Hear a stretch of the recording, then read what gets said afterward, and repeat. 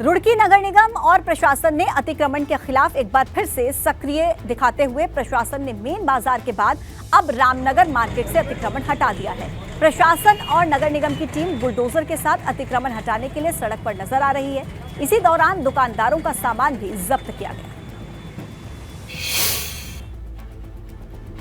जोशीमठ शहर में घरों में दरार पड़ने से लोगों में दहशत का माहौल है।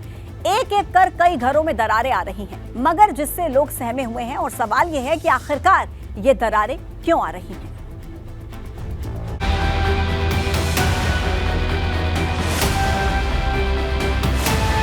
जोशीमठ शहर के नीचे जमीन में आखिरकार क्या हो रहा है?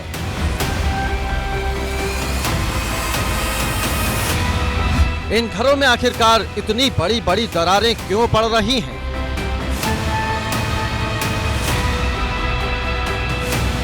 यही सवाल इन दिनों जोशीमठ के लोगों को परेशान कर रहा है। लोगों का डर है कि कहीं उनके मकान जमींदोज ना हो जाएं। कई मकान तो रहने लायक ही नहीं बचे हैं, इसलिए लोग ताला लगाकर दूसरी जगह शिफ्ट हो गए हैं। मामला अधिकारियों के संज्ञान में भी है, मगर अभी तक कुछ कार्रवाई भी नहीं हुई।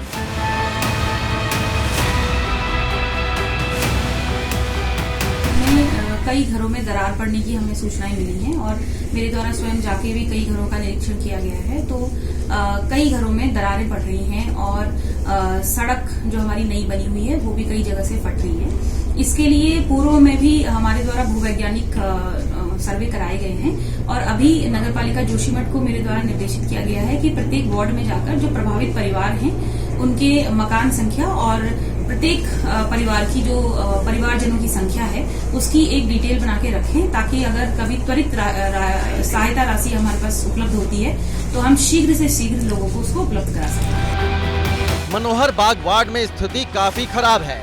शायद ही कोई ऐसा घर हो जिसमें दरार ना पड़ी हो।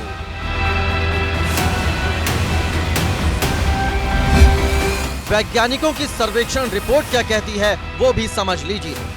जोशीमठ शहर में आ रही दरारों को लेकर वैज्ञानिकों की टीम ने सर्वेक्षण भी किया। सर्वेक्षण में पता चला कि जोशीमठ में जल निकासी की कमी है। भवनों का निर्माण भी सही तरीके से नहीं हुआ है। स्लोप में घर बनाए गए हैं और उनका कंस्ट्रक्शन डिजाइन भी ठीक नहीं है। इसके साथ ही नदियों से भू कटाव और तेजी से हो रहे निर्माण इसकी वजह है। प्राकृतिक आपदा के लिहाज से भी ये क्षेत्र काफी संवेदनशील है। कुछ लोगों ने दरारों की मरम्मत भी कराई थी, मगर फिर से दरार आ गई, जिससे लोगों की चिंता बढ़ गई है। इस समस्या के समाधान के लिए वैज्ञानिकों ने कुछ सुझाव भी दिए थे। वैज्ञानिकों की सलाह है कि जोशीमठ में ड्रेनेज सिस्टम को बेहतर बनाया जाए। निचली ढलानों पर स्थित परिवारों को फौरन विस्थापित किया जाए।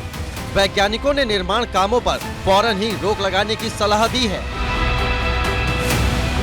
वैज्ञानिकों के सुझाव अपनी जगह हैं, मगर सवाल ये है कि इन पर आखिरकार अमल कौन करेगा।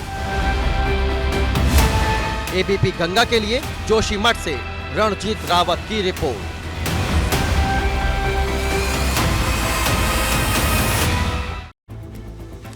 पौड़ी और टिहरी जिले को आपस में जोड़ता देवप्रयाग में अलकनंदा नदी के ऊपर बने पैदल झूला पुल को आखिरकार जिला प्रशासन ने खतरे का अंदेशा जताते हुए बंद कर दिया, मगर इस पुल के बंद होने से लोगों को आवाजाही में दिक्कत हो रही है।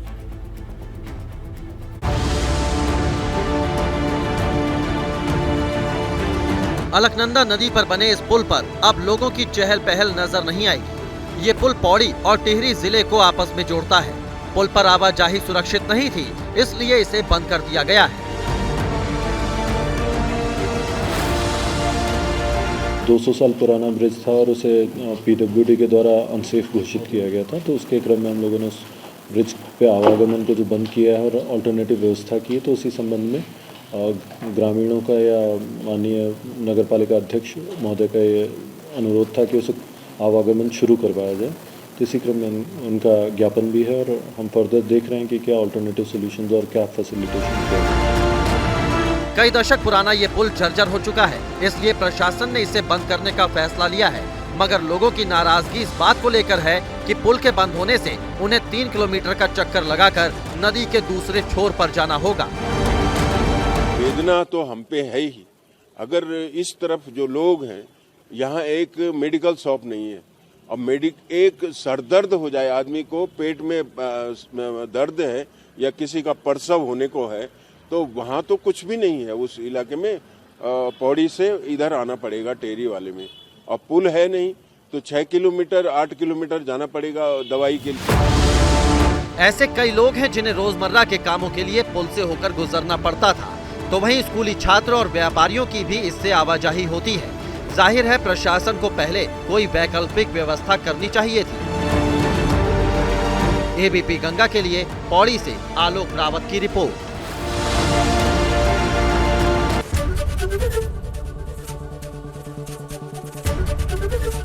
एबीपी गंगा, खबर आपकी, जुबान आपकी।